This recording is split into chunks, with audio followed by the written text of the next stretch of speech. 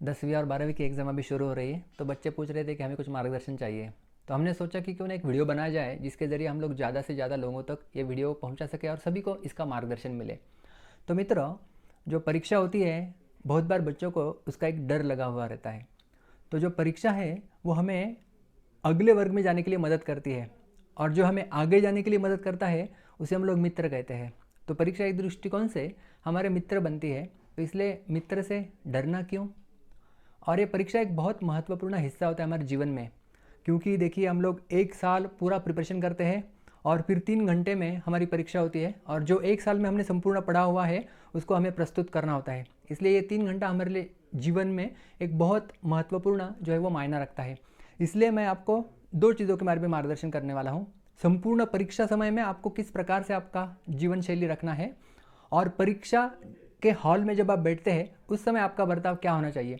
तो दोनों में मैं 7 मुद्दे आपको बताने वाला हूं। अगर हम इन मुद्दों के ऊपर गौर करेंगे और इसका अमल अपने जीवन में करेंगे तो आपको सफलता प्राप्त होने के लिए इसका सहायता मिलेगी। सबसे पहले, संपूर्ण परीक्षा काल में आप लोगों को क्या करना चाहिए। तो सबसे पहला मुद्दा इसमें है कि आपको जो है वो 6 से 7 घंटा नींद लेना आवश्यक है। बहुत बार बच्चे ये सोचते हैं कि मैं कम नींद लूँगा तो मैं ज़्यादा पढ़ाई कर सकता हूँ, रिवीजन कर सकता हूँ, लेकिन आप अगर नींद नहीं लेंगे ठीक से तो आप वो फ्रेशनेस का अनुभव नहीं कर पाएंगे। इसलिए आपको 6 से 7 घंटा नींद लेना बहुत आवश्यक है। दूसरा मुद्दा यह है कि जब आपका पेपर समझो 11 बजे है तो उसके पहले बहुत ज़्यादा पेट भर के खाना नहीं है आपको। अगर हम बहुत ज़्यादा खाना खा के जाते हैं तो बहुत एनर्जी हमारी डाइजेशन में चली जाती है और हम सुस्त महसूस करते हैं, कभी हमें नींद आने जैसा लगता है। तो इसलिए जब भी हमको पेपर लिखने के लिए जाना है तो थोड़ा कम खा के हमें जाना है। आने के बाद हम लोग वापस भरपेट जो है वो खा सकते हैं। कई बार बच्चों का एग्जाम्स जो है वो अलग अलग सेंटर्स में आता है, कल अलग अलग केंद्र होते हैं। दूसरे स्कूल में एग्जाम के लिए जाना पड़ता है, दूसरे कॉलेज में एग्जाम के लिए जाना होता है, और वो हमें जो है वो ठीक से पता नहीं होता है। तो एग्जाम के पहले दिन ही वहाँ पे अगर आप जाके आएंगे और आपका केंद्र कहाँ पर है इसकी जानकारी रखेंगे तो एग्जाम के दिन आपको वो जो है वो परेशानी नहीं रहेगी। यह हो गया तीसरा मुद्दा। चौथा मुद्दा है कि परीक्षा लिखने के लिए, पेपर लिखने के लिए कभी भी नया पेन का इस्तेमाल नहीं करना चाहिए। बच्चे सोचते हैं कि चलो आज पेपर है, मैं एक नया पेन लेके जाता हूँ, लेकिन जब आप नया पेन लेके जाते हैं तो वो it is not accustom to writing by your hand. तो इसलिए क्या होता है कि आपका हस्ताक्षर बिगड़ सकता है, वो पेन ठीक से चलेगा नहीं। अगर आपको नया पेन इस्तेमाल करना भी है तो आप 4-5 दिन पहले उसे लेके रखिए। उस पेन से आप कुछ परीक्षा प्रश्न पत्र सॉल्व करके रखिए और फिर उसका इस्तेमाल आप चाहिए तो कर सकते हैं। तो नया पेन आपको इस्तेमाल करना नहीं है, जो आप पहले ही इस्तेमाल करते हुए आए हैं उस पेन का आपको इस्तेमाल करना है। पांचवा बहुत महत्वपूर्ण मुद्दा है कि एग्ज़ाम समझो आपका 12 बजे है तो 11 बजे आपका पढ़ाई बंद हो जाना चाहिए। क्या बच्चे, मैंने देखा है कई बार, अंतिम घड़ी तक वो बुक छोड़ते नहीं है, लेकिन उससे होता क्या है कि वो स्ट्रेस उनके अंदर बना रहता है कि मेरा ये अभी तक हुआ नहीं है, ये मुझे पता नहीं है। लेकिन 1 घंटा बंद अगर आप कर देंगे पढ़ाई एग्ज़ाम के पहले तो आपका मन जो है वो फ्रेश रहेगा। इसलिए मैं हमेशा ये सजेस्ट करता हूँ कि परीक्षा जाने से 1 घंटा पहले आपका पढ़ाई जो है वो बंद होना चाहिए। और दूसरा, जब भी आप पढ़ाई करते हैं समझो घर पे पेपर के दौरान, तो अभी आजकल जो है वो गर्मी का सीज़न है, और गर्मी के सीज़न में कई सारे फल आते हैं, जैसे उसमें से है ग्रेप्स है, संतरा है। तो आप जब भी पढ़ाई करते हैं तो आपको ब्रेक लेने की आवश्यकता पड़ती है, समझो 3-4 घंटे बाद पढ़ाई करने के बाद। तो आप थोड़ा सा प्लेट में थोड़े से ग्रेप्स धो के खा सकते हैं। तो देखिए, जो ब्रेक भी हम लोग लेते हैं वो हमें, जो ब्रेक है वो हमारे उद्देश्य में आगे बढ़ने के लिए हमारी सहायता उसने करना चाहिए। जैसे कभी कुछ बच्चे सोचते हैं कि मैं ब्रेक लेता हूँ, फिर मैं कुछ मूवी देखता हूँ, कुछ गाना सुनता हूँ, लेकिन वो हमारे उद्देश्य से हमें दूर लेके जा रहा है, केवल मनोरंजन हो रहा है। लेकिन यहाँ पे अगर आप ग्रेप्स खाएंगे, आयुर्वेद के हिसाब से बताया गया है कि भगवान ने इस प्रकार से सृष्टि की है कि जब हमारे शरीर को जो आवश्यकता होती है वह सभी आवश्यकताओं की पूर्ति हमें इन फलों से हो सकती है। तो आप अगर ग्रेप खाएंगे आपको वो ब्रेक में, तो आपकी एनर्जी लेवल बढ़ेगा, क्योंकि क्या होता है गर्मी के सीजन में हमें पसीना आता है, डिहाइड्रेशन होता है, तो उससे वो हमारा एनर्जी लेवल मेंटेन रहता है। तो ब्रेक भी इस प्रकार से हमें लेना है जो हमारे उद्देश्य में आगे बढ़ने के लिए हमारी सहायता करे। और सातवां प्रमुख मुद्दा है कि एग्जाम में जाने से पहले आपके पास चेकलिस्ट होना चाहिए कि मुझे क्या क्या लेके जाना है।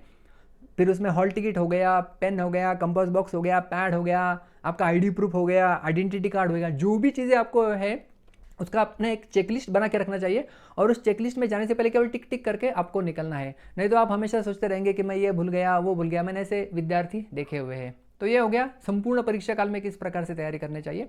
और दूसरा मुद्दा है कि जब आप एग्जाम हॉल में अभी बैठे हैं तो उसमें आपको किस प्रकार से तैयारी करना चाहिए।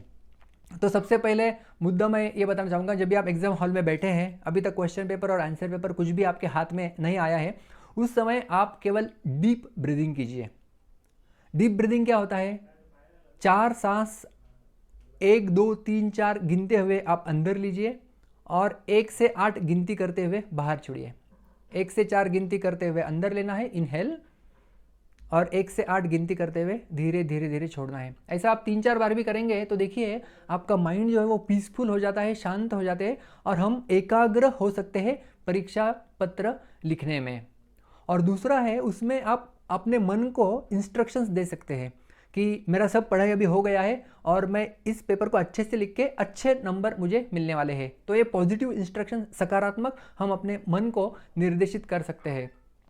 और तीसरा मुद्दा है, जब भी आपको आंसर पेपर मिले, सबसे पहले वो जो इन्फॉर्मेशन है, आपका आईडी नंबर हो गया, आपका हॉल टिकट नंबर हो गया, एग्जाम नंबर हो गया, जो भी है वो ठीक से आपको जो है वो भरना है। उसके बाद आपको प्रश्न पत्र मिलता है। तो जैसे ही आपको प्रश्न पत्र मिलेगा उसमें आपको क्या ध्यान रखना है कि पहले 3 मिनट जो है वो आपको एग्जाम पेपर, जो क्वेश्चन पेपर आपको मिला हुआ है, उसको निहारने के लिए आपको देना है। तो सबसे पहले आपको तय करना है कि कौन सा मैं सबसे पहला प्रश्न जो है वो सॉल्व करने वाला हूँ, वो तय कीजिए आप, और उसके बाद आगे आपको बढ़ना है। उसके बाद जो 5वां मुद्दा है सबसे प्रमुख, वो है टाइम मैनेजमेंट। कई बार बच्चे आते हैं और वो कहते हैं कि मेरा पढ़ाई सब कुछ हो गया था लेकिन मुझे एग्जाम में लिखने के लिए समय ही नहीं मिला। तो देखिए, आप 1 साल संपूर्ण प्रिपरेशन किया है लेकिन 1 घंटे में आप अगर उसको 3 घंटे में अगर आप उसको नहीं प्रस्तुत कर पा रहे तो आपकी मेहनत सब बेकार हो सकती है। तो इसलिए टाइम मैनेजमेंट जो है वो बहुत ही महत्वपूर्ण अंग है पेपर लिखते समय। तो आपको अगर 3 घंटे में 6 प्रश्न लिखने हैं, कल्पना कीजिए, तो उसमें जो है वो हर एक प्रश्न को आपको आधा घंटा मिल सकता है।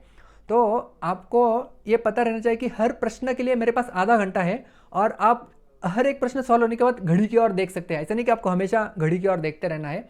तो जब आपका एक प्रश्न पूरा सॉल्व हो गया तो आप घड़ी की ओर देख सकते हैं कितने हो गए, 30 मिनट, 35 मिनट, तो थोड़ा 2-5 मिनट जो है वो आगे पीछे चल सकता है। तो ये टाइम मैनेजमेंट जो है वो बहुत ही महत्वपूर्ण फैक्टर है। छठा मुद्दा, first impression is the final impression, ऐसा कहा जाता है। तो जो पहला प्रश्न आपने चयन किया है, सबसे पहले कौन सा आपने चयन किया है, जो आपको सबसे अच्छा लिखने के लिए आता है, वो प्रश्न आपको चयन करना है और उसमें सबसे अच्छा हस्ताक्षर आपको लिखना है। आपका हर एक व्यक्ति का हस्ताक्षर एक ही होता है लेकिन उसके 3 प्रकार के स्तर होते हैं। एक हस्ताक्षर जो हम लोग बहुत अच्छे से ध्यानपूर्वक लिखते हैं वो है अच्छा हस्ताक्षर। दूसरा है हमारा मध्यम हस्ताक्षर जो कि हम लोग हमेशा लिखते आते हैं। और तीसरा है एक निचला हस्ताक्षर जो है हम लोग जो है वो बहुत घाई में लिखते हैं, घाई गड़बड़ी में लिखते हैं, तो वो है हमारा निचला स्तर का हस्ताक्षर।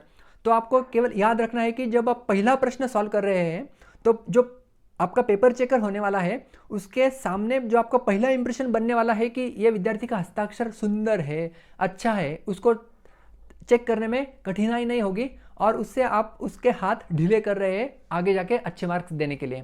तो इसलिए जो पहला प्रश्न है, अगर समझो आपको हर एक प्रश्न के लिए 30 मिनट है तो पहले प्रश्न के लिए आप 35 मिनट भी दे सकते हैं। तो इसको एज कॉन्शियस राइटिंग।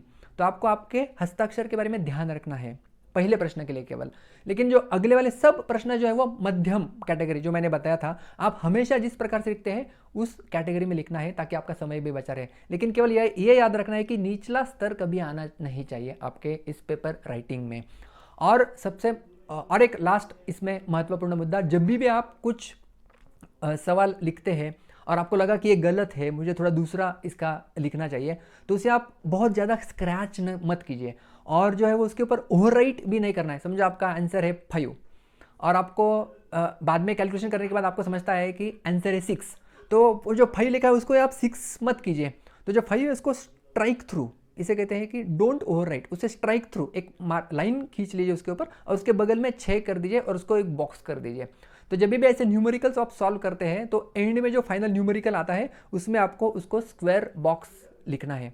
तो आंसर शीट में आपको क्वेश्चंस लिखने की आवश्यकता नहीं है, केवल आपको क्वेश्चन नंबर डालना है। क्वेश्चन नंबर 3 उसका ए है, तो उसका गिवन डेटा लिखना है। न्यूमेरिकल सॉल्व करते वक्त गिवन आपको जो जो दिया गया है उसमें फिर सॉल्यूशन लिखना है, और अंतिम में जो आप आंसर लिखते हैं उसको एक स्क्वायर बॉक्स आपको बनाना है। और पेपर के लिए अलग अलग पेन्स यूज़ करने की आवश्यकता नहीं है, केवल एक पेन एक इंक आप लिख सकते हैं, और केवल हाईलाइट जो भी चीज़ें आपको करना है उन जवाब में आप उसको अंडरलाइन कर सकते हैं, या फिर जो अंतिम न्यूमेरिकल अगर है उसमें आंसर है तो आप उसको जो है वो केवल एक बॉक्स कर सकते हैं। इस प्रकार से इन सभी इंस्ट्रक्शंस को अगर आप आपके जीवन में इस 10वीं और 12वीं के एग्ज़ाम में इसको याद रखेंगे, इसके ऊपर अमल करेंगे, तो आपको मैं कहता हूं कि बहुत ही अधिक जो है वो लाभ हो सकता है। तो सभी 10वीं और 12वीं के विद्यार्थियों को अपने इस आने वाली परीक्षा में हार्दिक शुभकामनाएं। All the best.